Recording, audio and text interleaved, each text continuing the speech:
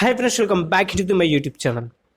ఒక్కసారి ఇమాజిన్ చేసుకోండి, రష్యా అధ్యక్షుడు వ్లాదిమిర్ పుతిన్ గారు, మన నరేంద్ర మోదీ గారు, జీ జింగ్పింగ్ మన చైనా అధ్యక్షుడు, అదేవిధంగా చూసుకున్నట్లయితే డొనాల్డ్ ట్రంప్ గారు అమెరికా అధ్యక్షుడు, వీళ్ళు నలుగురు కలిసి ఒక స్టేజ్ మీద ఉండి ఒక్కసారి సెకండ్ ఇచ్చుకుంటూ కలిసి మాట్లాడుకుంటే ఎట్లా ఉంటుంది?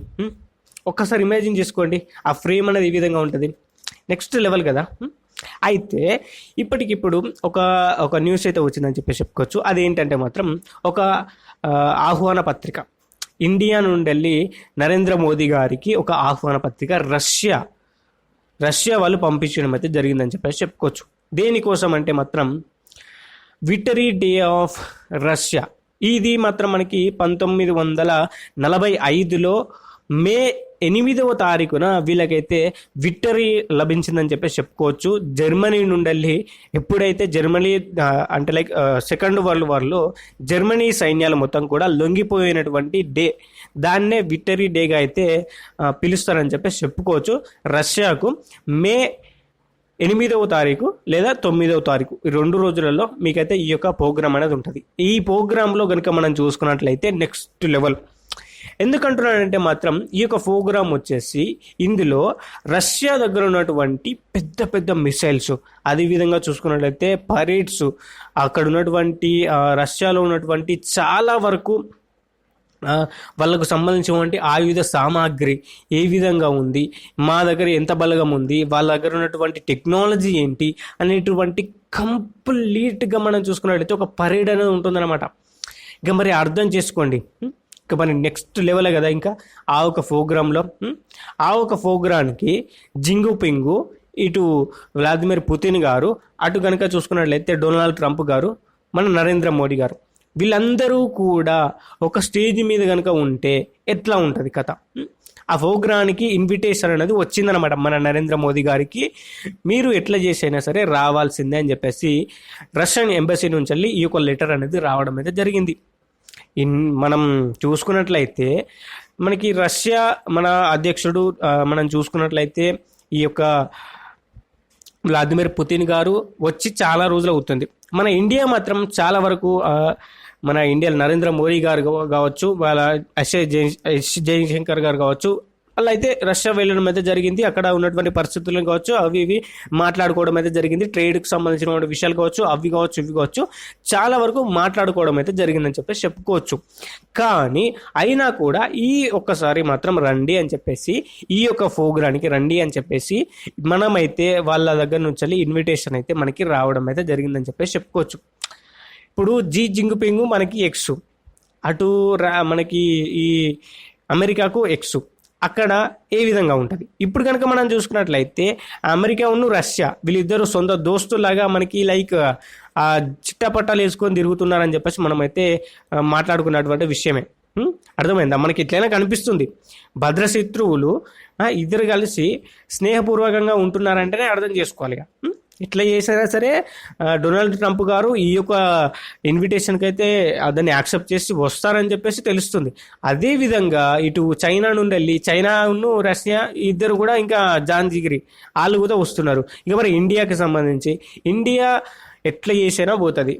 ఇండియా ఎట్లా చేసైనా మన నరేంద్ర మోడీ గారు ఆడికి పోతారు. వీళ్ళు నలుగురు కలిసి ఒక స్టేజ్ మీద ఉంటే ఎట్లా ఉంటుంది పరిస్థితి? ఇక మరి కథ ఇంకా ఏ లెవెల్లోకి వెళ్ళిపోతుంది చెప్పండి. ఇక మరి దీనికి సంబంధించి ఇన్ఫర్మేషన్ అయితే ఇది. మరి ఈ యొక్క స్కెడ్యూల్ అనేది ఏ విధంగా ఉండబోతుంది, అక్కడికి పోయిన తర్వాత ఏ విధంగా దీనికి సంబంధించినటువంటి లైక్ ఆహ్వానాలు ఉంటాయి, అవి ఉంటాయి ఇవి ఉంటాయి అని చెప్పేసి మనకైతే తెలియదు. మనకి రష్యా అధ్యక్షుడు మనం చూసుకున్నట్లయితే వ్లాదిమిర్ పుతిన్ గారు ఎప్పుడో మనం యుద్ధం స్టార్ట్ కాకముందే మనకి వచ్చిండు అనమాట. యుక్రెయిన్తో యుద్ధం స్టార్ట్ కాకముందు వచ్చిండు. అప్పుడు చాలా వరకు అన్నీ చేసుకున్నారు, అయిపోయింది. మనమైతే వెళ్ళిపోయాడు. ఒక్క రోజు ఏమో ఉన్నట్టున్నాడు, అప్పుడైతే వెళ్ళిపోయాడు. కానీ ఇప్పుడు మళ్ళీ వచ్చే ఛాన్స్ అనే ఉంది, మళ్ళీ వస్తాడంట. వస్తే మాత్రం ఇంకా ఏ లెవెల్లో మీకు ఏర్పాట్లు ఉండాలి, ఏ లెవెల్లో మనకి అవన్నీ ఉండాలి, వేరే లెవెల్ కదా. మరి అవన్నీ కూడా ఉండాలి కదా. ఇప్పుడు జరుగుతున్నటువంటి ఈ యొక్క విక్టరీ డే ఆఫ్ రష్యా, ఈ యొక్క డే రోజు మే 8వ తారీఖు లేదా మే 9వ తారీఖు ఈ 2 డేట్స్లో ఏదో ఒకటి కన్ఫర్మ్ అవుతుంది. ఆ కన్ఫర్మ్ అయిన తర్వాత నెక్స్ట్ మంత్లో ఇండియాకి విజిట్ చేయబోతున్నారని చెప్పేసి కొన్ని రూమర్స్ ద్వారా కన్ఫర్మేషన్ అయితే వచ్చిందని చెప్పేసి చెప్పుకోవచ్చు వ్లాదిమిర్ పుతిన్ గారు. కానీ వస్తే వస్తాడు, లేకపోతే లేదు. అది మాత్రం మనం కోరుతున్నటువంటి విషయం. మరి అటు అమెరికా కూడా ఉంది కదా, మరి అమెరికా ఏం చేసింది? మేము ఇప్పుడు చట్టపట్టలు వేసుకొని తిరుగుతున్నాం కదా, మరి మేమేం చేసినామంటే మళ్ళీ అడుగుతూ పోవాల్సి వస్తుంది కదా. అందుకని చెప్పేసి కాస్త ఆలోచించి నేనేం తీసుకుంటారని చెప్పేసి అనుకుంటున్నా. కానీ వచ్చే ఛాన్సెస్ అనేవి ఉన్నాయి, గట్టిగానే కొడుతున్నాయి. ఎట్లా చేసినా వస్తాడు, ఇండియాని విజిట్ చేసి వ్యాపార లావాదేవీలకు కావచ్చు, దానికి దీనికి కావచ్చు. ఇప్పుడైతే మనమైతే కోరుకుంటున్నటువంటి విషయం ఇప్పుడు చైనా, అదేవిధంగా చూసుకున్నట్లయితే మనకి యుఎస్, మనకి అమెరికా, ఈ రెండింటికి సంబంధించినటువంటి ట్రేడ్ వార్ అయితే, అంటే లైక్ టారిఫ్ వార్ అయితే నడుస్తున్నటువంటి విషయం మనకి ముందే ముచ్చట తెలిసిందే. అయితే నిన్నటికి నిన్న ఒక ముచ్చట ఏరికైంది నాకు. ఏంటంటే మాత్రం రష్యా వాళ్ళు ఇండియాని ఇన్వైట్ చేస్తున్నారు. అక్కడ కంపెనీలు పెట్టండి, ఇక్కడ ఉన్నటువంటి కార్లను అక్కడ అమ్ముకోండి, ఇలా చేయండి, మాతో వ్యాపారం చేయండి, అది చేయండి, ఇది చేయండి అని చెప్పేసి రష్యా వాళ్ళు ఇన్వైట్ చేస్తున్నారు. అది అతిపెద్ద ఎకానమీ కదా వరల్డ్లోనే.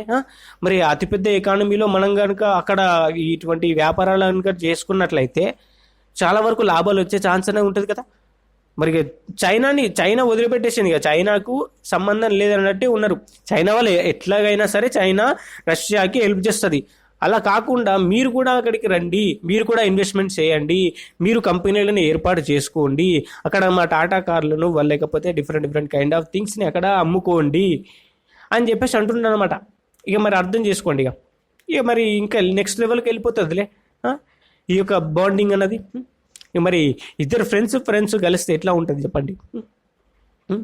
అది దట్టు ఒక ఎనిమీస్ గ్రూప్ మధ్యలో ఎట్లా ఉంటుంది చెప్పండి. అమెరికా అదే విధంగా చూసుకున్నట్లే జింగు పింకుకు పడది, ఇండియా జింగు పింకు పడది, అమెరికా రష్యా వాళ్ళిద్దరికి పడది. వీళ్ళు నలుగురు కలిసి ఒక స్టేజ్ మీద కనిపిస్తే మంచిగా మాట్లాడుకుంటూ నవ్వుకుంటూ అట్లా చేస్తూ ఇట్లా చేస్తూ కనిపిస్తే ఎట్టా ఉంటుంది ఒక్కసారి ఇమాజిన్ చేసుకోరు. నీకే వదిలేస్తున్నా, స్టార్టింగ్లో చెప్పినట్టే. అయితే ఈ ఈవెంట్ అనేది జరగబోతుంది.